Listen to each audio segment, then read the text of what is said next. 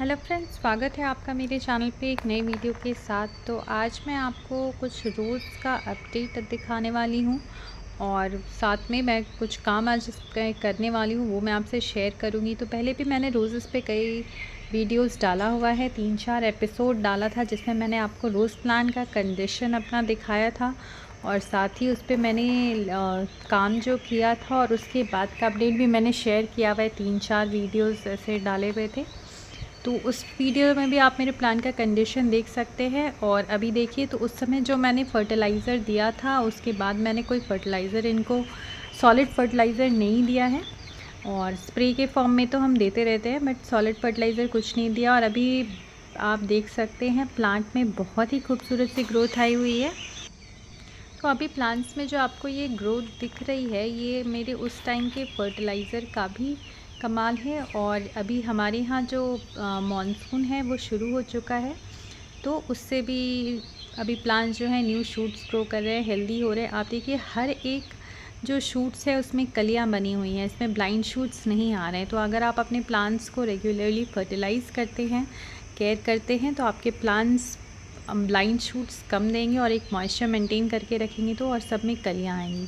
तो अभी मेरे सारे रोज़ प्लांट बहुत हेल्दी हो रखे हैं। कुछ तो बारिश का भी असर है, बारिश में भी आपके प्लांट्स नेचुरली ग्रोथ लेते हैं। तो अब कुछ फर्टिलाइज़र हम इन्हें फीड करेंगे, तो वो मैं आज आपसे शेयर करूँगी। उससे पहले इधर के भी आप रोज़ेस देख लीजिए, सब में बहुत ही प्यारा, बहुत ही हेल्दी सा ग्रोथ आया है। ये बेस्ट टाइम है, अगर अभी आप अपने रोज़ प्लांट की केयर कर लेते हैं तो फिर आपको आगे विंटर्स में बहुत ही हेल्दी प्लांट्स मिलेंगे। गर्मी में हमारा मेन फोकस रहता है सिर्फ प्लांट को बचाने का, कि हमारा प्लांट ज़िंदा रहे, और अभी टाइम है हमें इनके केयर करने का जिससे इसमें और ज़्यादा ग्रोथ आए और हमारा प्लांट ज़्यादा स्ट्रॉन्ग बने, ज़्यादा ग्रो करे, फ्लावरिंग करे और आगे विंटर्स के लिए भी तैयार हो। तो इसके लिए अभी से हमें काम शुरू कर देना है। तो देखिए, सबसे पहले तो हमें अब वीड्स जो है वो सारे अपने रोज़ प्लांट से हम हटा देना है। हमेशा अपने जो रोज़ प्लांट की पॉट है उसको साफ़ रखें, क्योंकि रोज़ प्लांट को वीड्स आसपास पसंद नहीं है। और जैसे हम इन्हें बहुत फर्टिलाइज़ करते हैं, क्योंकि ये हैवी फीडर होते हैं, तो जो भी फर्टिलाइज़र देते हैं वो प्लांट्स लें और वीड्स ना लें उसको। इसके लिए इस वीड्स सारे हमें हटा देने चाहिए। रेगुलर इसमें टाइम टू टाइम आपको गुड़ाई करते रहना है। आप फर्टिलाइज़र दे चाहे नहीं दे, बट हर वीक इसकी गुड़ाई ज़रूर करें। और अभी बारिश में क्या है, इसमें बहुत सारे घास वगैरह ग्रो करेंगे। बारिश में जो वीड्स होती है वो भी ज़्यादा ग्रो होती है, तो काम एक तरह से बढ़ जाता है। और हमारे यहाँ देखिए कल शाम को हल्की बारिश हुई थी। और चलिए अब इसमें क्या फ़र्टिलाइज़र दूंगी मैं वो दिखाती हूँ। तो देखिए, ये है ट्राइकोडर्मा फंगीसाइड। तो आप जो भी फंगीसाइड आपके पास है वो आप यूज़ कर सकते हैं। तो मैं यूज़ करती हूँ रूट्स में, प्लांट के रूट्स में ट्राइकोडर्मा, तो मैं दे रही हूँ इसमें ट्राइकोडर्मा। और हम इसमें मिलाएंगे नीम की खली। तो देखिए लगभग 2 से 3 मुट्ठी मैं नीम खली लूँगी। तो आपके पास जितने प्लांट्स हैं उसके हिसाब से आप ले लीजिए। तो अभी मैं कुछ लगभग 8-10 प्लांट को दूँगी, तो मैं उसके लिए ही रेडी कर रही हूँ। और ये देखिए, ये है रॉक फॉस्फेट। तो रॉक फॉस्फेट जो है मेरे पास ग्रैन्यूल्स फॉर्म में है, पाउडर फॉर्म में भी आता है, आपके पास किसी भी फॉर्म में हो सकता है। तो आप यूज़ करें। और अगर आप बोन मील यूज़ करते हैं तो रॉक फॉस्फेट की जगह आप बोन मील भी यूज़ कर सकते हैं। मैं बोन मील यूज़ नहीं करती, तो मैं रॉक फॉस्फेट का ही यूज़ करती हूँ अपने सारे प्लांट्स में। तो ये देखिए, फिर गुड़ाई करने के बाद बस हमें इसे चारों तरफ से दे देना है। तो हम दे रहे हैं इसमें नीम खली, रॉक फॉस्फेट जो कि फॉस्फोरस का बहुत ही अच्छा स्रोत है, और साथ में फंगीसाइड जो बारिश में अभी बहुत ही ज़रूरी है प्लांट के लिए। अभी इन्हें हमें कोई भी नाइट्रोजन वाली फर्टिलाइज़र देने की ज़रूरत नहीं है, क्योंकि बारिश के पानी में ऐसे भी नाइट्रोजन रहते हैं। तो अभी इन्हें हमें फास्फोरस देना है, और अभी फ्लावरिंग भी नहीं लेनी है, इसलिए मैं इनको कुछ भी पोटाश वाली भी फर्टिलाइज़र नहीं दे रही हूँ। और नीम खली फर्टिलाइज़र का भी काम करता है और साथ में प्लांट्स को फंगस से भी बचाता है, तो उसका यूज़ आप ज़रूर करें। तो देखिए, मैंने गुड़ाई करके उस गमले में दिया है, और दूसरे गमले में मैं इस तरह से दे के आपको दिखा रही हूँ। पहले आप इसको डाल दीजिए और उसके बाद गुड़ाई कीजिए, तो आप एक बार में गुड़ाई भी हो जाएगी और जो फर्टिलाइज़र हमने दिया है ये मिक्सअप भी हो जाएगा। और अभी मेरे यहाँ कल बारिश हुई थी, तो अभी मिट्टी हल्की हल्की सी गीली है, तो मैं इसमें आज पानी नहीं दूँगी, सिर्फ फर्टिलाइज़र दे के और अभी इसको छोड़ दूँगी।